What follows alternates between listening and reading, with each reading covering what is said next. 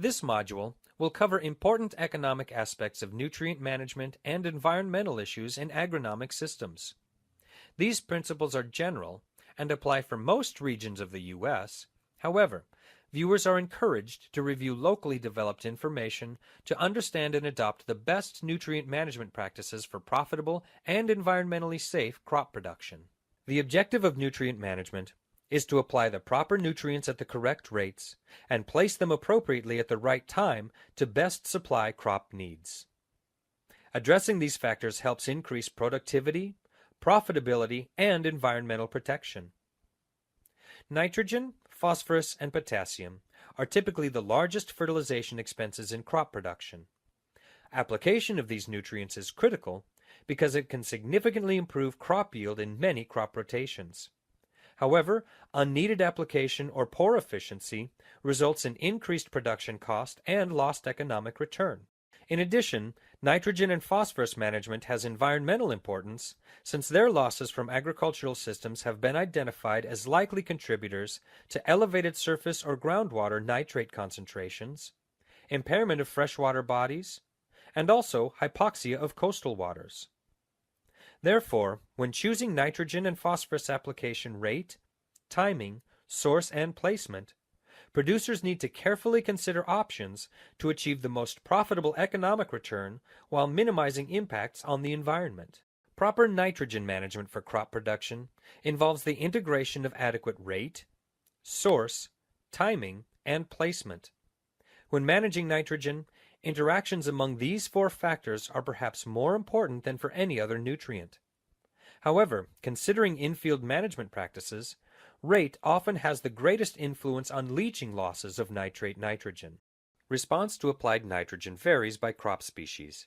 Therefore, from a management perspective, before deciding on a nitrogen rate to apply, it is very important to have an idea of the yield to nitrogen fertilization response curve for each crop and specific conditions affecting response to applied nitrogen. This figure shows a typical nitrogen response curve for yield response in crops like corn and wheat. For corn, over-applying nitrogen within a limited range beyond the rate at which the maximum agronomic yield is reached usually does not cause a yield decrease or quality issues. However, for small grain crops like wheat, barley, and others, over-application of nitrogen may cause yield decreases due to plant lodging and harvesting problems, and in some cases, too high grain nitrogen or poor grain quality for end uses. Fertilizer rate is important, and consideration must be given for other nitrogen inputs that may result in excess crop available nitrogen in the soil, such as carryover nitrate, residual manure nitrogen, and previous legume crops. From an economic point of view, rather than applying nitrogen to produce maximum yield, producers should apply nitrogen rates that return the most profitable yield, where the yield gain from nitrogen application will more than pay for the invested nitrogen, or where the rate maximizes return. Applying nitrogen at rates that produce maximum yield results in lower net return, although the return loss can vary depending on crop nutrient price ratios, crops, and the shape of the response curve for specific conditions.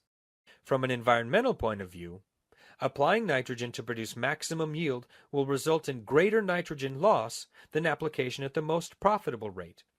Therefore, economic and environmental perspectives should be considered together when making nitrogen management decisions.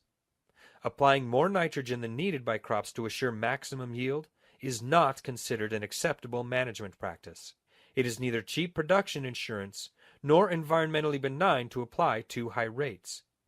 High nitrogen fertilizer costs, uncertainty about crop prices, and environmental effects should encourage growers to critically consider application rates. The figure shows how nitrate nitrogen loss via tile lines increases rapidly as fertilizer nitrogen rate increases beyond the economic optimum nitrogen rate.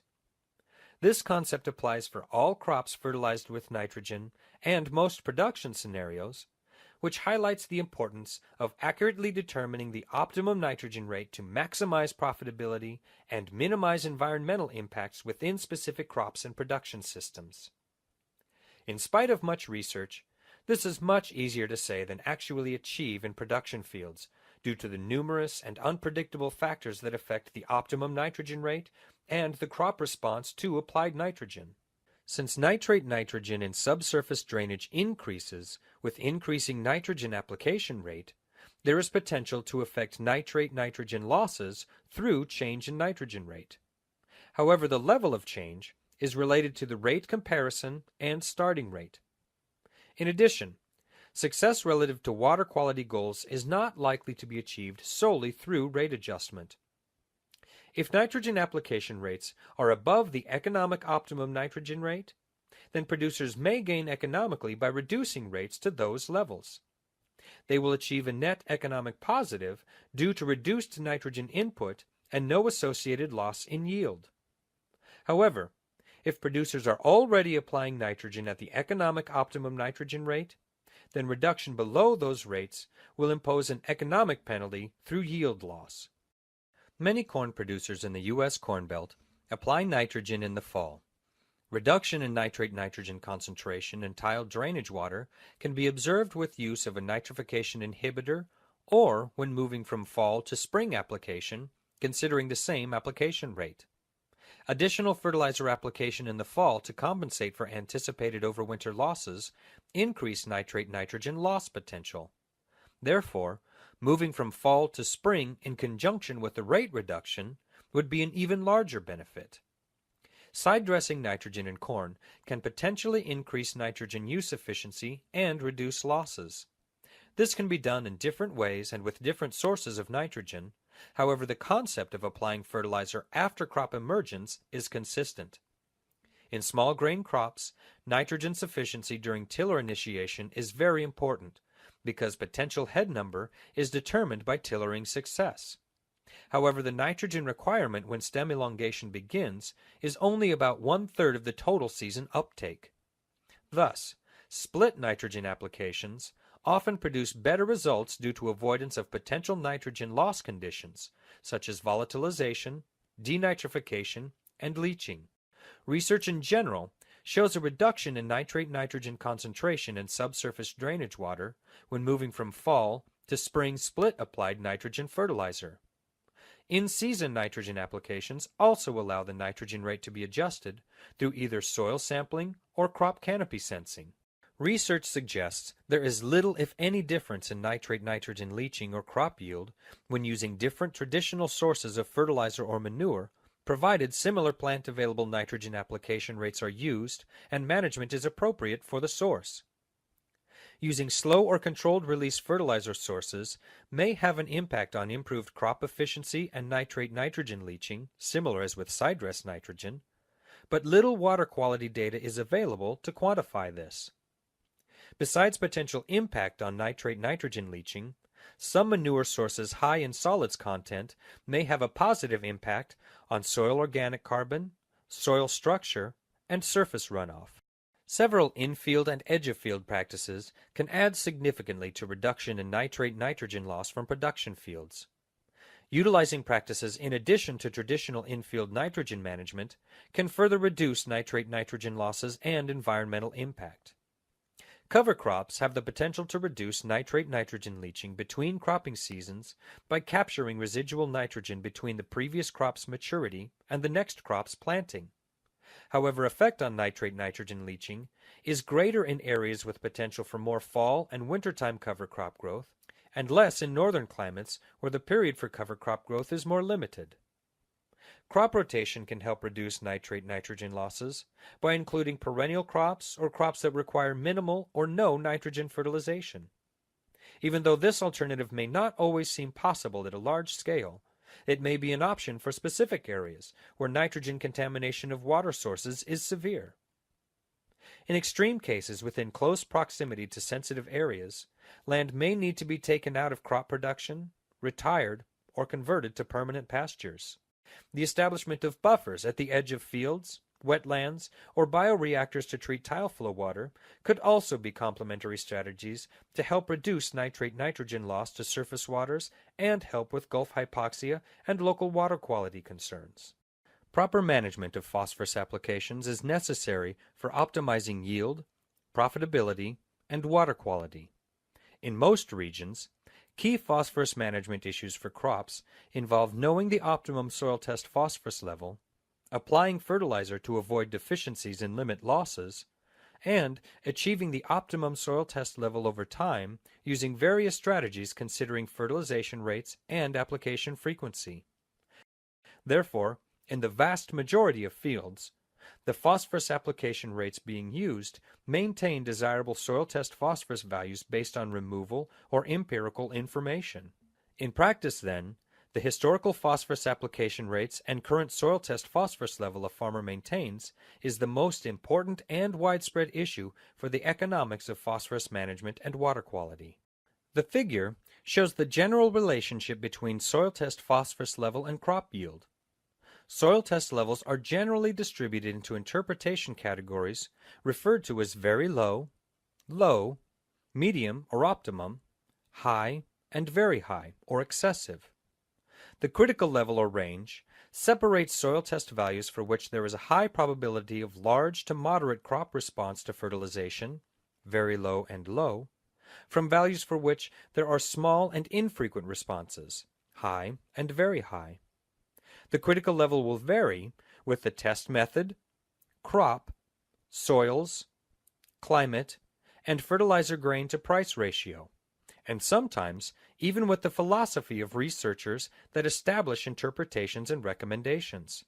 For example, the Bray 1 phosphorus level considered adequate for crops, and at which no fertilization is recommended, vary from about 12 to 30 parts per million for forages or grain crops across the U.S. Because nutrient and crop prices influence the profitability of nutrient application and crop production, economic considerations together with producers' management and business philosophies further influence the optimum soil test levels for crops. The optimal soil test phosphorus level from an economic perspective will depend largely on the nutrient and fertilizer price ratios, producer management, and other enterprise decisions. This figure shows how different crop to fertilizer price ratios influence the corn and soybean response to phosphorus fertilization, and how prices may influence the optimum soil test level to maintain. Phosphorus is lost from fields as dissolved forms in surface runoff or subsurface drainage, and as phosphorus bound to soil particles.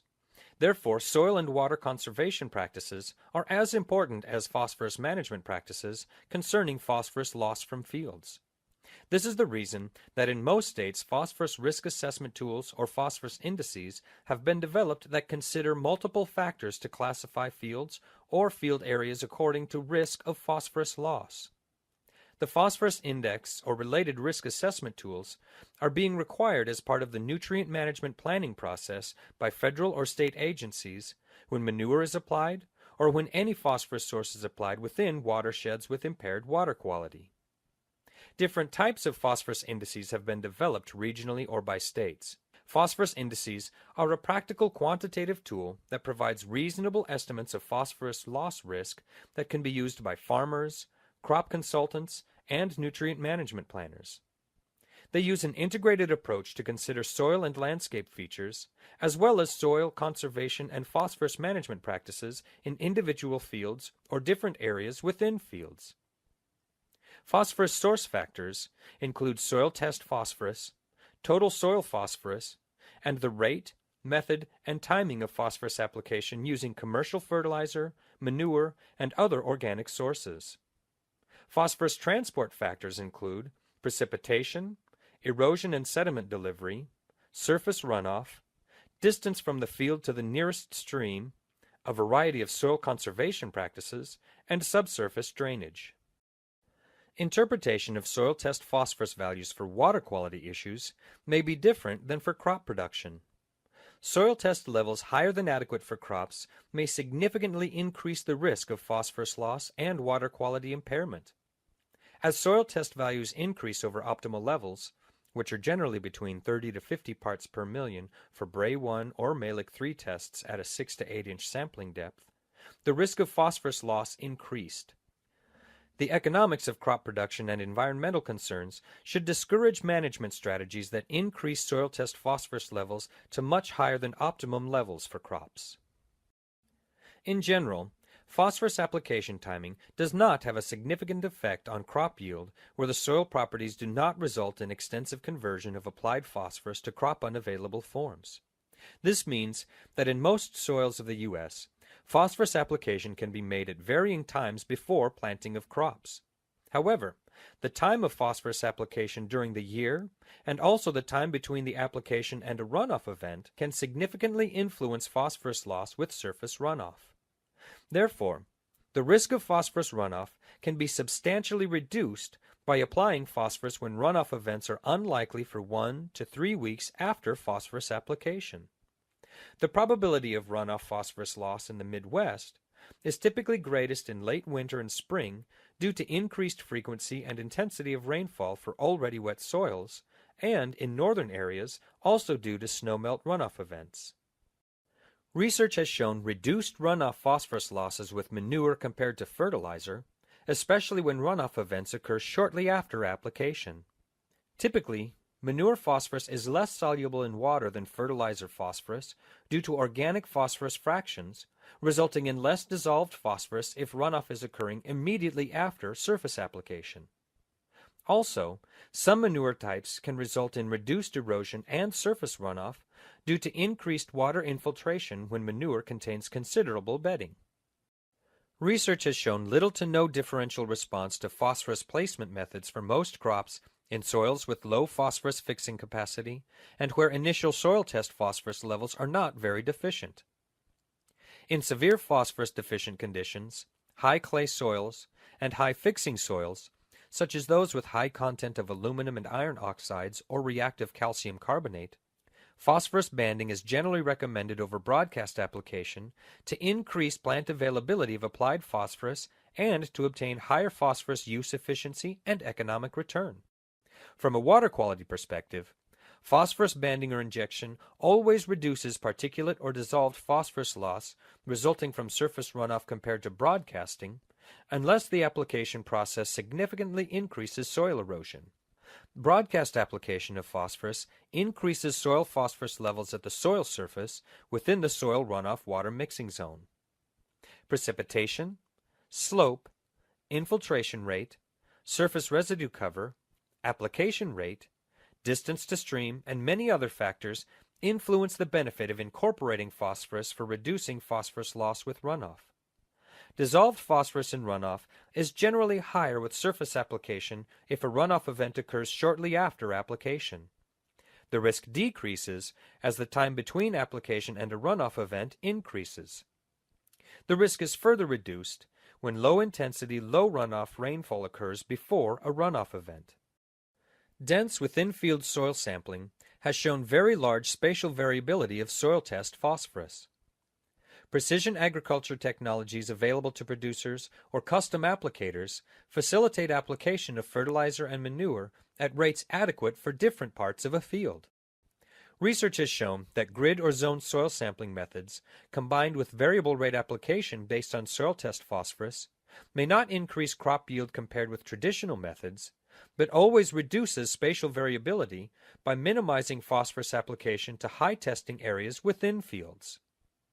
Variable rate application of fertilizer phosphorus is common, and some custom applicators are beginning to apply manure using variable rate technology. Therefore, dense soil sampling in this technology can be implemented to address environmental as well as economic concerns. Tillage practices generally have an impact on soil erosion, which is the primary source of phosphorus delivery to surface waters with sloping ground. Although the results of phosphorus loss with different tillage systems is site-specific, research suggests less phosphorus loss generally occurs with minimum tillage than conventional tillage systems. Systems such as no-till, for example, significantly decrease particulate phosphorus loss, but may increase the proportion of dissolved phosphorus. Cover crops reduce phosphorus loss mainly by reducing soil erosion. The effect of phosphorus uptake varies widely with the amount of growth allowed and the cover crop species. Cover crops can increase soil stability from root growth, in addition to providing a physical barrier between rainfall and the soil surface. Cover crops can be seeded in the fall using a variety of methods, including drilling or broadcasting the seed after crop harvest, or aerially broadcasting the seed before harvest. In northern regions, the efficacy of cover crops is diminished because there is no winter growth, and growth in the fall and early spring before optimum crop planting dates is limited. Research suggests that when using a cereal rye cover before corn, the cover should be terminated about 2 weeks before corn planting in order to limit negative impact on corn growth and yield. On the other hand, there is no effect on soybean yield, so rye growth can continue longer in the spring and potentially provide more benefit in reducing erosion and phosphorus loss during a period with high rainfall intensity. Terraces and ponds are well-known practices that result in significant reduction of soil and phosphorus loss from fields, although their efficacy is highly dependent on the landscape and maintenance. Contour cropping and strip cropping that alternate summer and winter grain crops or grain crops with hay can significantly reduce soil erosion, surface runoff, and mainly particulate phosphorus loss. Buffers come in many sizes and shapes and may involve diverse plant species. Buffers reduce sediment and transport from field and stabilize stream banks, and physically remove particulate phosphorus from runoff water. Therefore, the impact on dissolved phosphorus loss is usually minor unless infiltration is occurring. The performance of installed wetlands is very dependent on the wetland to watershed ratio. In other words, how large the wetland is compared to the watershed. The larger the wetland to watershed ratio, the greater will be the percentage of phosphorus removal. Adequate nutrient management permits efficient and economical crop production while reducing the potential for water quality degradation. A nutrient management plan is a site-specific decision process that integrates appropriate rate, source, timing, and placement. This permits efficient nutrient use by crops and helps reduce nutrient losses to the environment. The issues associated with development and implementation of nutrient management plans are many and complex. Because of external factors like weather, some amount of nutrient loss will occur even when the best nutrient management practices are employed, but these losses should be lower than would occur without nutrient management. For nitrogen management, application rate receives significant focus. Crop producers carefully consider the rate of application to ensure application rates provide maximum return to the nitrogen investment. Applying economic optimal rates maximizes return and reduces nitrogen effects on water quality. Other management practices affect rate and address improving crop nitrogen use, resulting in higher yield production and limiting losses from the soil system. These practices, such as overall optimal crop production practices, time of application, nitrification inhibitors, slow release products, cover crops, and in-season tools such as soil nitrate testing and crop sensing, will help with improving use efficiency and lower chance of nitrogen loss.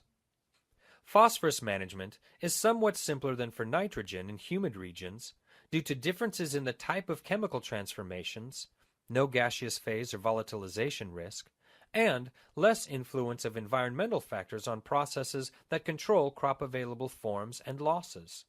The goal of sound phosphorus management in most regions of the U.S. should be to keep the soil test phosphorus levels at optimal ranges for maximum economic crop yield, and utilize application methods and timing that optimize phosphorus use efficiency and economic profitability while minimizing the risk of excess phosphorus loss from fields that can impair water resources. Due to the strong dependence of phosphorus loss on soil and water runoff from fields, crop, soil, and phosphorus management systems should employ practices that minimize soil erosion and surface runoff and cannot simply address soil test phosphorus or phosphorus application rate and method. Use of the phosphorus index or similar phosphorus risk assessment tools that estimate in a comprehensive way risk of phosphorus loss is the best way by which producers can evaluate how economically optimum phosphorus management practices interact with soil conservation practices so that they can minimize water quality impairment.